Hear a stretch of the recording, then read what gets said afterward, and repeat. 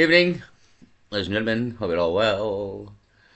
Cabbage Patch Kids Part 2 is the name of the video. So, in Part 1 there, plenty of pictures, postcards, depicting lots of babies in various scenarios, kind of look like they were all being delivered.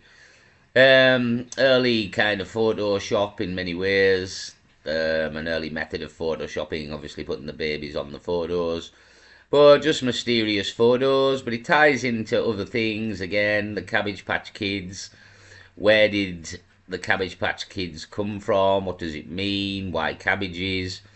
All sorts of questions, really. There was more questions after the first video than answers, really.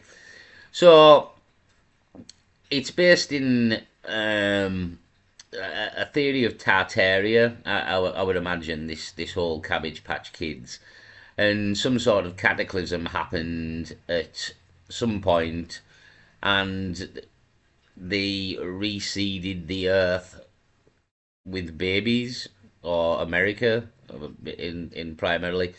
But I mean, these babies could have come from like there was lots of asylums at the time, so it could have been people who were put in asylums, wars, famines, etc., etc. There's lots of possible reasons where the babies come from, but it's all just been tied into this Cabbage Patch scenario, and then all the orphan trains. So again, there's just some sort of mystery as to what is the whole Cabbage Patch Kids thing. Is it to do with cloning again? But there's no real cloning at the time, you would imagine. So just again, mysteries and what the hell's going on? What are the Cabbage Patch Kids? Why have they been around so long? What does it all mean? So here we have a channel called Tesla and the Cabbage Patch Kids is literally the name of the channel. So this isn't something I'm making up here. This is something that exists upon the internet. As you can see, there is literally a channel called Tesla and the Cabbage Patch Kids. That is the name of the channel. So this guy here, Guy Anderson, I don't know what he's off. I recognise him off something. I don't know what, but as if he's been on telly before. I don't know why. I don't know where. But I recognise him from something, but I don't know what, as I say. So he's on here talking to Kelly Harding is the woman's name. It's just a conversation between them two about what they've sort of looked into and investigated and found out and all that kind of thing. So I'll play a bit of this. It's on for an hour and 10 minutes, so I'm not going to get through all of it. I'll have to make multiple parts of this, really.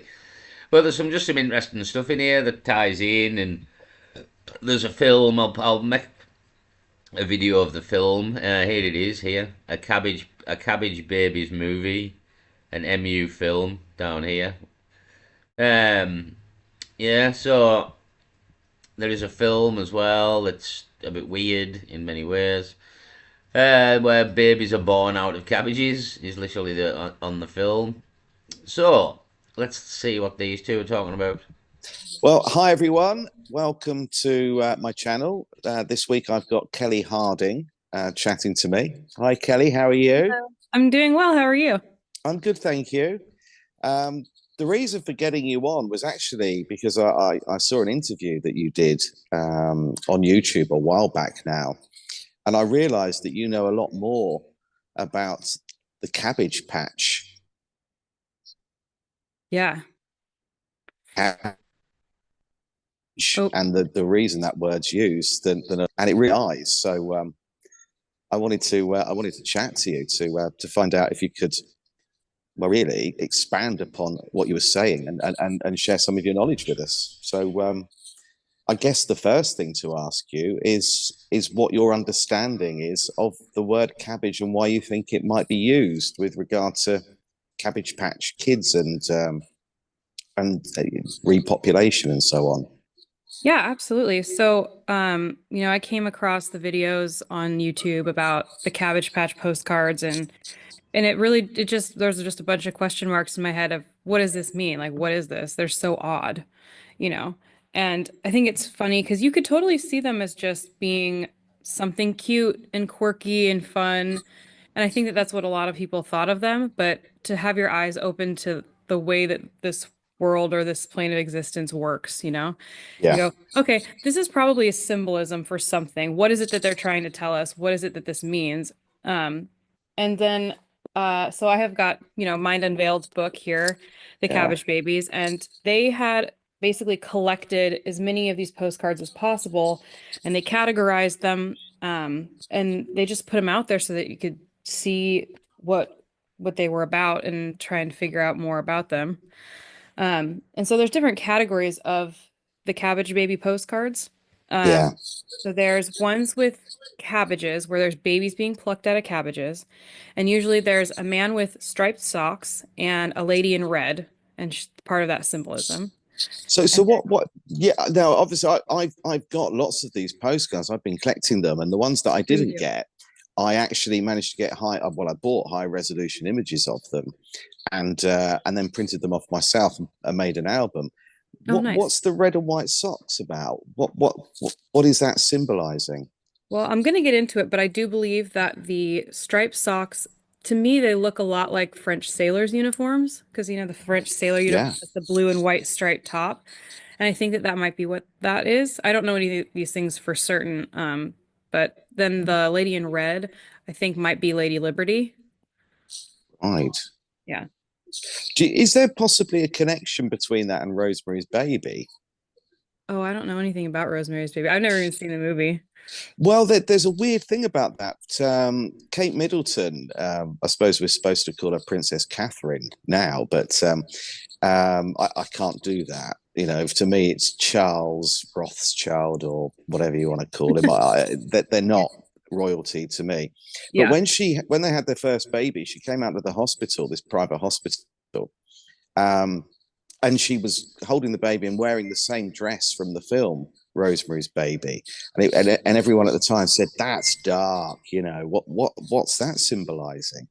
And I Hmm. just wonder if there is a connection with Rosemary's Baby and the red dress being featured in those postcards. Ooh, maybe I'll have Might to be. look into that. Yeah, I'm going to now Yeah. as well. Sorry, carry on, Kelly. Sorry. No, you're good. I love it. So yeah, my thing of going into it was, okay, I'm gonna tear apart all the symbolism in these things and try and figure out what they mean. So individually, what you're looking at is the cabbage postcards, and then you have the lady in red plucking babies out of water. There's a lot of those ones, babies in boats, babies Yeah. on lily pads, babies in wells, babies being um, picked out of trees, being carried around in buckets. So there's a lot of that sort of symbolism. And then there's babies on trains being transported, or babies being flown by stork, and the stork is a symbol symbolizing the postal service, is what stork symbolizes. And then you've got babies populating empty cities, so they're just all over the place doing baby things, and there's no adults, there's no one else there. And then you have ones where there's babies on a farm, so they're like riding on cows and drinking milk right out of their udders and things like that. And then there's Have you? another. Oh, Sorry, sorry. Kelly. Have you seen the postcards with? I put them on. I know we're friends on Facebook, but I don't think you go on that often. But I put some up the other day where they were actually drinking and riding sheep, drinking from and Okay. riding sheep. I've not Yeah. seen those before. Not sheep. Okay. I don't know. Yeah, I don't know about getting milk from a sheep. I was actually Mm, looking up, well, I'll go into it in a little bit, but looking up like how you would feed cloned babies, like what would you feed them? And, can you just feed a brand new baby, animal milk? Is that safe? Or when did they invent formula and stuff like that? So I'll go mm, into that in a minute. But the other set, and I think these are separate, but the other set of postcards are the repopulation postcards. So, and you have some of those in your book too, but like, people, the babies in socks, and it says, these babies are for sale in yeah. French. And the ones with like putting cabbage seeds and rose seeds into a machine and like the babies are coming out of it. That one specifically, I think connects these two groups, but I'm gonna talk about the first set. So not the repopulation postcards, but babies in water, babies in cabbages, babies on a Yeah. farm. So first I wanted to look into the symbolism of the word cabbage, because why cabbage? Why aren't they in pumpkins, or like why is it cabbages specifically? And cabbage was originally called cole or call. Like today we have kohlrabi. It's in the same family, but the word cabbage came about in like the 15 they did that language overhaul. Right. So it wasn't I- called cabbage before that. Is this the great vowel shift? Hmm. Yeah. And so I looked at, okay, I want to look at other words that start with C-A-B-B. And the only word there is Kabbalah, is Right. C-A-B-B-A-L-A. Until it, nowadays we usually see it spelled with a Q, but it is also spelled with a K or a C. So C-A-B-B. And that came about in the 1520s. So we're talking about the pretty much same time period. Yeah. I actually took notes this time, so I'm just checking my notes here. But Kabbalah comes from the word kibel, which means to receive or accept. So if we're looking Right. at a cabbage as something as like a receiving vessel to receive or accept, Right. Right. that might be where that comes from. Uh, Yeah. and that's just my opinion, but if that's the only word that also starts with C-A-B-B. Well, the sort of narrative that I picked apart is so weak, and that was that people thought that it represented a wound. What?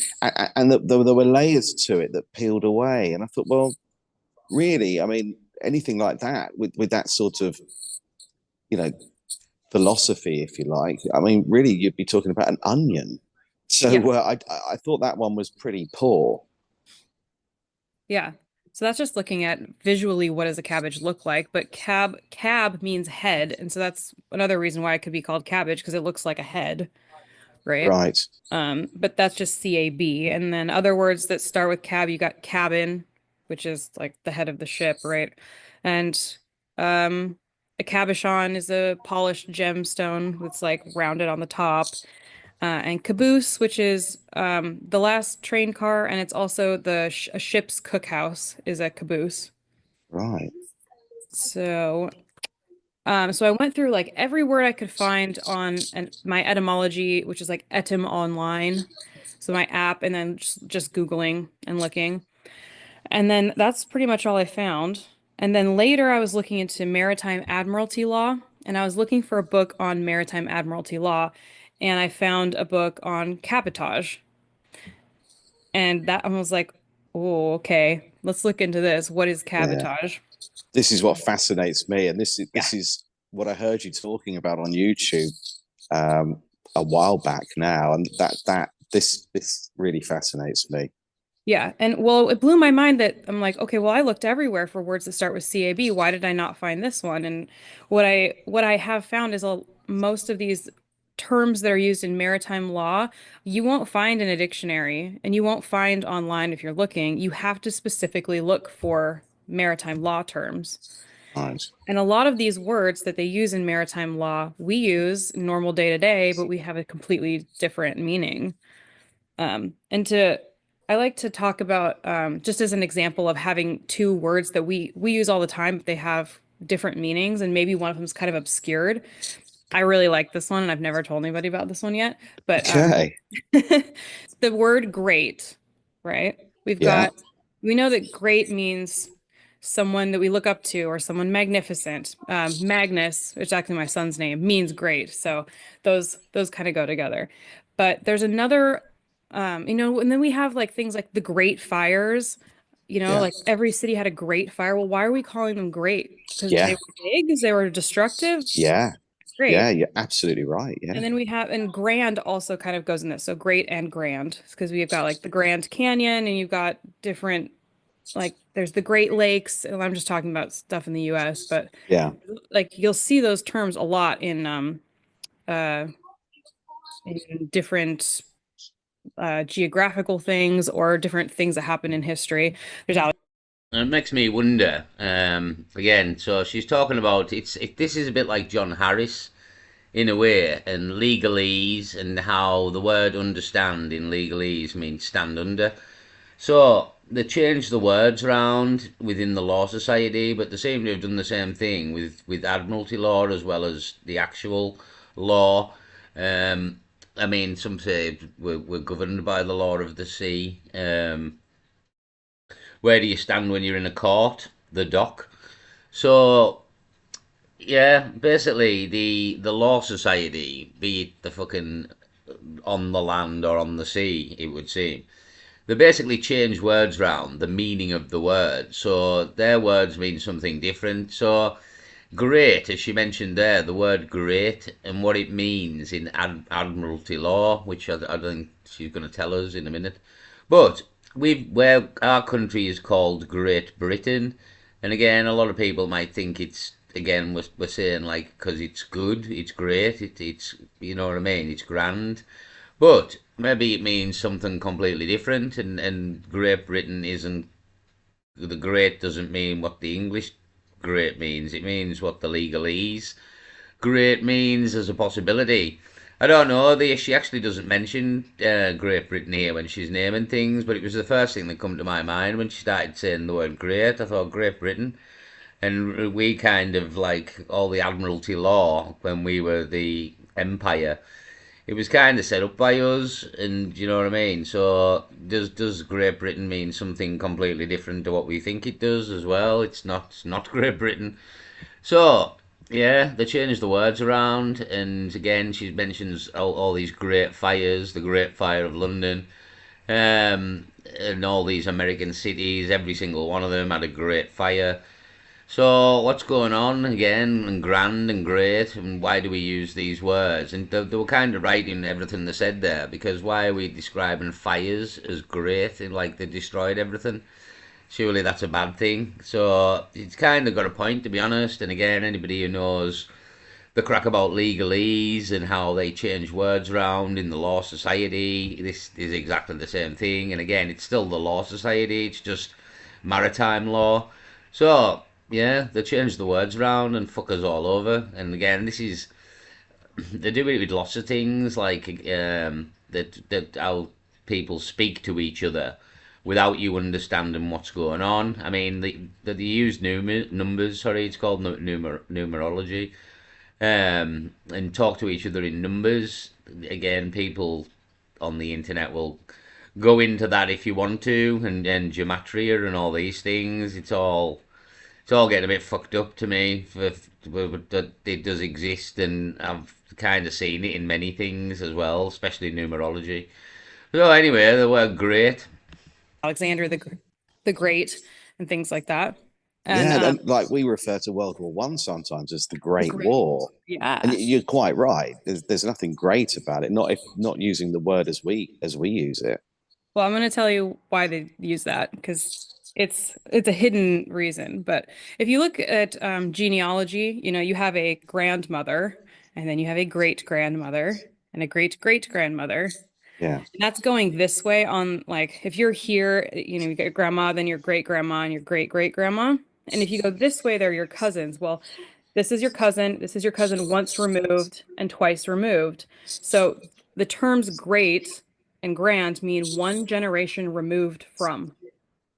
So I Right. think that the second meaning of great is a you have removed history from one generation or removed the understanding. Oh, One generation removed from.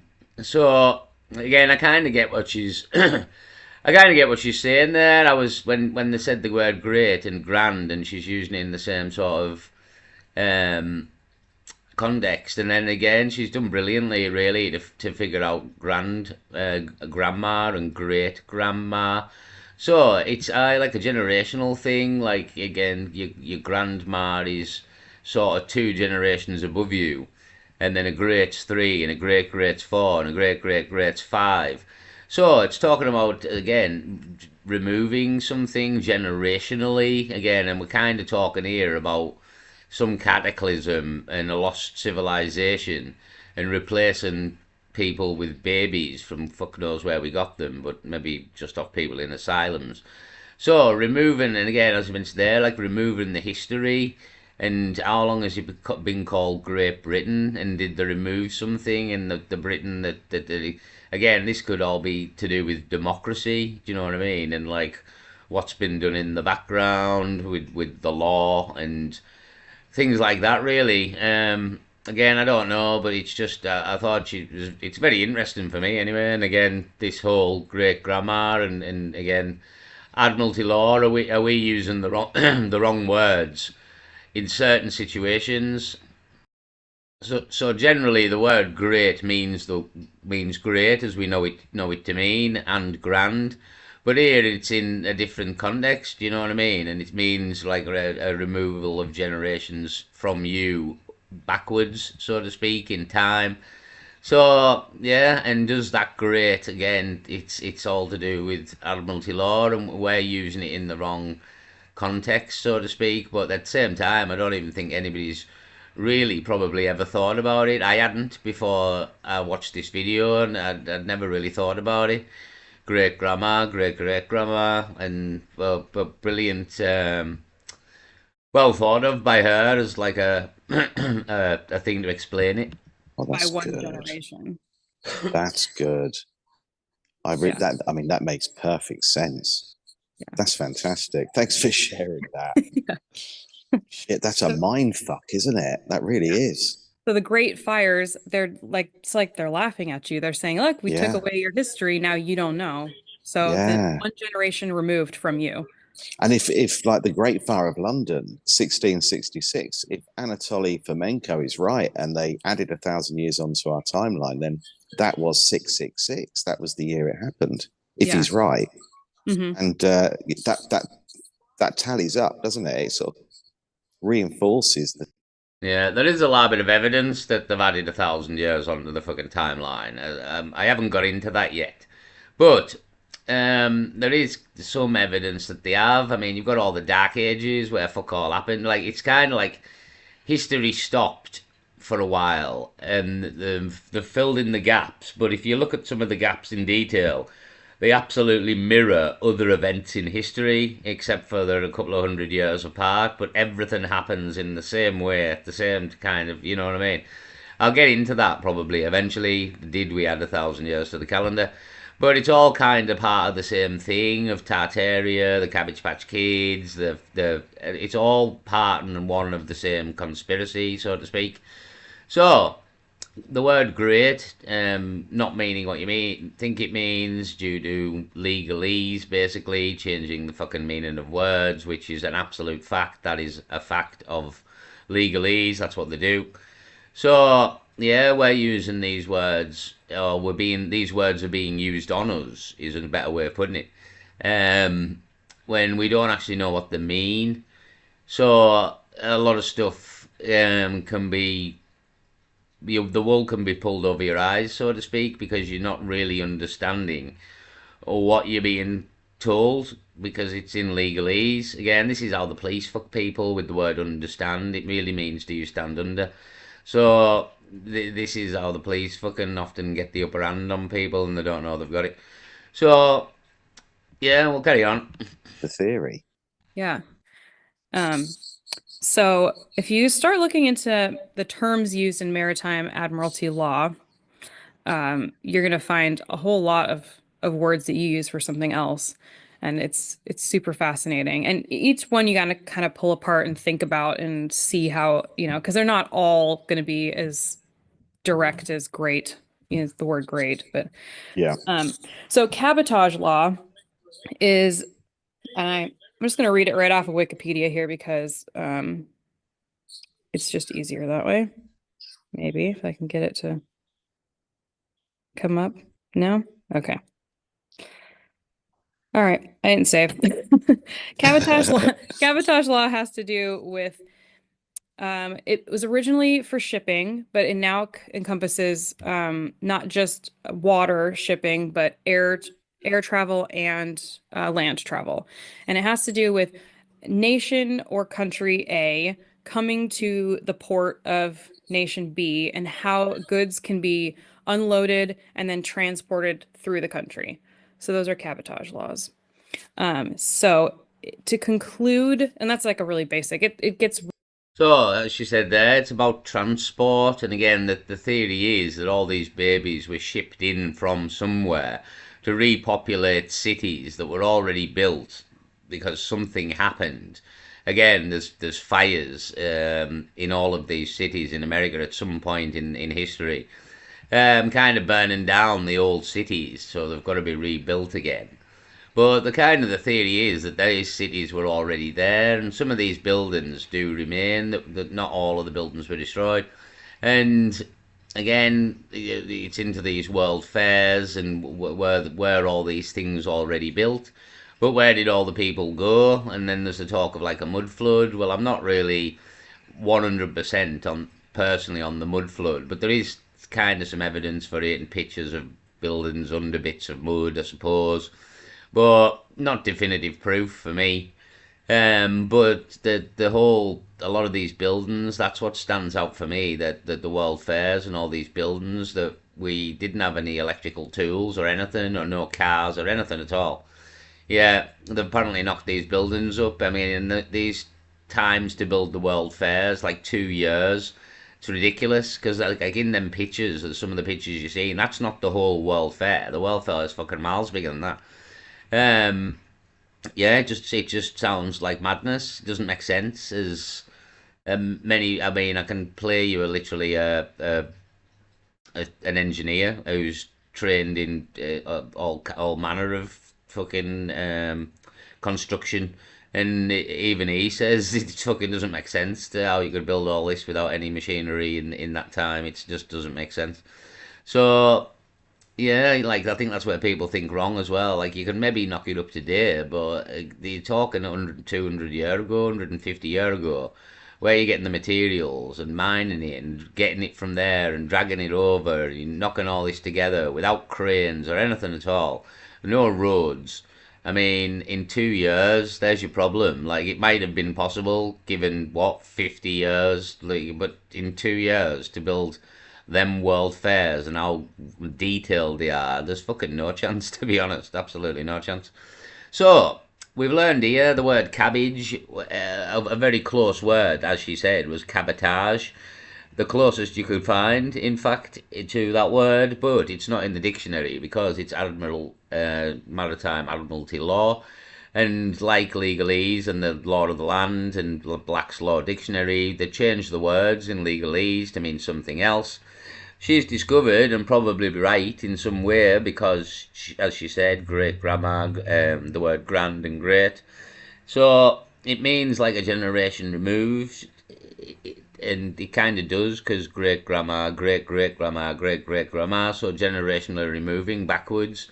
So we have these great fires, as she mentioned, and are they mocking us? And we burned them down and burned your history, one generation from the fire and the history, and who really built all these cities before we burnt them down. That's kind of the crack. Again, now cabotage means something to do with transportation within maritime law. It's again the theory is these babies were transported from somewhere, be it from orphanages and parents were in asylums. We do not know. It is an option. But then there's other options as well. Again, it's as the video is called, cloning. So that's another theory. But again, it's one that you wouldn't think possible due to the technology of the time. But look at all these buildings that they're apparently building in 2 years. So did they have a technology and just got rid of it because it didn't fit the time, or were these things already built? I mean, again, I don't personally know. The plot's thickening, as you can see. And again, the word cabotage and transportation of things, and the word great meaning something different. Again, does it mean that when we're talking about Great Britain, in one generation removed, like what did they do something to Britain? And it's not the country we believe it to be, as many of us now know. There is no democracy here. Maybe that was what happened. They removed democracy, and it just become a fugazi, a show for the people, so to speak. But really, it's now Great Britain is a dictatorship, not fucking a democracy. Britain was a democracy, but Great Britain might be a dictatorship. So there's a lot more to this video. We're only 13 minutes in here, and how many are we? Nearly on half an hour here, I think. So there's a lot to be said here. You know what I mean? There's a lot more to be said by these two. I'll play a little bit more, but I'm not gonna. I can't play it all. But again, you kind of learn some stuff as well. Cabotage and admiralty law, what grand means in legalese, in admiralty law, etc., etc. So you are kind of also learning stuff while we delve down the rabbit hole of the Cabbage Patch Kids. What is the meaning of the Cabbage Patch Kids? Where did it come from? Um, why does it still exist today? Why is it so strong, this Cabbage Patch Kids? Is it anything to do with cloning? We do not know. But it's also got doppelgangers written here as well, so something maybe to do with cloning and doppelgangers. Again, I haven't listened to quite it all myself, with it being so long, but they just got to this bit about cabotage and great and legalese in effect, which is a real thing where they do change the meaning of words. And I thought it was very interesting, but all the words kind of tie into generational removals and deliveries and transportation and that kind of thing. And again, if you listen to the John Harris, Freeman sort of perspective and that kind of thing, Strawman, he goes into a lot about legalese and all these kind of things and the birth certificate. And it all very much works the way John Harris tells you does, because you can watch it work. Because again, the gypsies are kind of proof of that. That's how it works, because the gypsies don't sign the birth certificate, and the state have no legal right to take the children no matter what happens. So it's kind of proof in the pudding. Your birth certificate, when signed over by your parents, does sign you legally over to the government. Because the Gippos are kind of proof of that, if you look past all the bullshit. And it's kind of why the government, the state, don't like the Gippos, because they won't play ball with the system. So, yeah, I mean, you don't even need a driving license if you haven't got a birth certificate, because everything's the United Kingdom Corporation, and you have to follow the rules of the United Kingdom Corporation because you are a member of the United Kingdom Corporation. If you do not have a birth certificate, do not have to follow the rules of the United Kingdom Corporation. You still have to follow the law of the land, because it's the law of the land. But all statutes are rules of a corporation, in effect. And again, police officers from the corporate world, it used to be a policeman or a policewoman, primarily a policeman, but it's now a police officer because it's the corporate world. Again, this is all explained in John Harris. It's an illusion if you want to go and watch it. So I'll just play a little bit more. Really in depth and confusing, but basically it's how a country can ship stuff to another country and then through that country. This is a term people just won't have heard of before. No, I'd never heard of it. No. And it's just something you don't think about, unless you're in that industry, because. So is it possible then that the Cabbage Patch Kids or Cabbage Patch Babies, that is to do with the they're called that because that is to do with the trafficking and the movement of babies? Yeah, that's what I think. Another part of the hidden symbolism is that, Clever. so if we look back and we're looking at the first category of these postcards, we've got cabbages. So we've got to receive or accept cabotage. So the man with the striped socks who's farming them, he's the nation A. And then the lady in red who's receiving them, she's nation B, or Lady Liberty. So it's, so that's like all the immigrants that came over. Also, these postcards were popular between 1900 and 1920. Yeah. They depict a time prior to that. So they're depicting like the 1850s, 60s, yeah, the 1900s. So they're from a time sooner than when they were popular. So it's almost like they're saying, this is what we did. See? Yes, of course. So then you have the babies being plucked out of the water. Well, that's cabotage because they're being taken out of the water. So that's why there's a lot of water symbolism. And then being moved across in trains, that's just transport. Yeah. I suppose there might be a little bit of a connection there to the orphan train movement. It could possibly be. I know that happened later, but yeah. I mean, it maybe it's just a coincidence, but there's definitely some synergy there. Yeah. So that's what I have as far as the Cabbage Baby postcards. But then I know that you want to talk about cloning, or the potential for human cloning. Yeah. Now, obviously, we've spoken about this before, and